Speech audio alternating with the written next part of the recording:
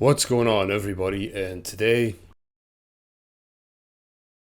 I want to talk about the topic of very long esters of testosterone, like testosterone decanoate and even undecanoate in relation to hair loss, as mentioned in a video by somebody called Taeian Clark, and was also discussed on a Dave Palumbo show, as basically he claimed that he saw in his experience and as his clients' experiences that testosterone decanoate, which has a half-life between 7 and 10 days, just a little bit, maybe 2 days longer than cypionate, would give less hair loss to his clients, and that he saw less hair loss in his experience and the experience of his clients taking that compound. And somebody commented on the video basically saying, I urge people out there to research this for themselves. There is not a single study out there that has proven this. So many cases of people taking Nibiru and long test esters that still report hair loss. Now, Nibiru, I think it's testosterone undecanoate, which has a very, very long half-life, something like between 22 and 30 days. Something across along these lines. So basically, he says that there has not been a single study that has been mentioned in this video proving that. And I just want to say that just because there are no studies done before that prove that has proven that, doesn't mean that this is not true, and definitely doesn't mean that this should not be taken into account. And one thing that is very lacking in the bodybuilding community and the fitness community in general is the scientific and mathematical thinking. People tend to not really understand what the scientific method is, or what the mathematical method is for proving or disproving things in a quantitative, accurate way, rather than just saying things.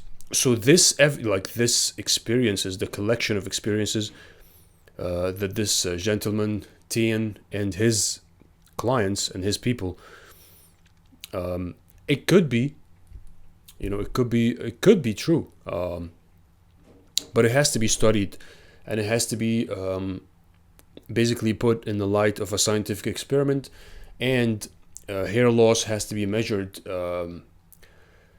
for a control group taking that exact ester of testosterone, and even the longer ester, which is undecanoate, and then people can see whether these esters actually induce less or no hair loss like claimed by Taeian or not. And I just want to say that, if possibly this can be true, it can be due to two reasons. Maybe it's the exact ester itself, or maybe it is the half-life, the very long half-life. In general, longer half-life tend to cause less imbalance in hormones, and a lot of the side effects when it comes to anabolics and different compounds usually come from the imbalance in hormones that is induced by a lot of these short ester compounds.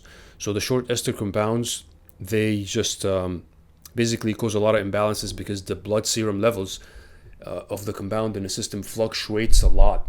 Up and down, and that in turn can cause a lot of side effects. Some of these side effects can be hair loss, or even can be other side effects, even other than hair loss, things that can be more dangerous than hair loss. Mood problems, depression problems, mental side effects, and all these different side effects that can be caused by just this extreme fluctuation in the concentration of the compound in the blood, going up and down, and with that fluctuating the hormones in the body, the estrogen, the testosterone, the DHT, and this can cause a very, very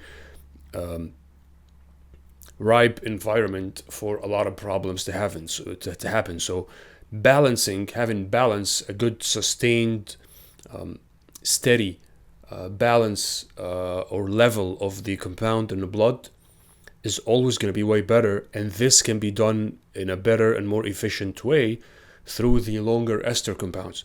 So I definitely don't doubt the fact that, or there is the possibility that longer esters have a lower probability of causing problems. And among those problems is something like hair loss. So this is something that needs to be looked into, not just disregarded for no reason. I think definitely more comparisons need to happen between long and short esters and their effects on all these different things and all these different side effects that people get in the bodybuilding community and even outside the bodybuilding community for people that are using these compounds for therapeutic and medical reasons. So that being said, check out the blog on perfecthumanx.com where a little comparison is taking place between some of the effects of short and long esters of testosterone as presented in a specific study, comparing the side effects and the overall effects of both of these compounds, and always strive to be the perfect version of yourself. And I'll see you in the next video.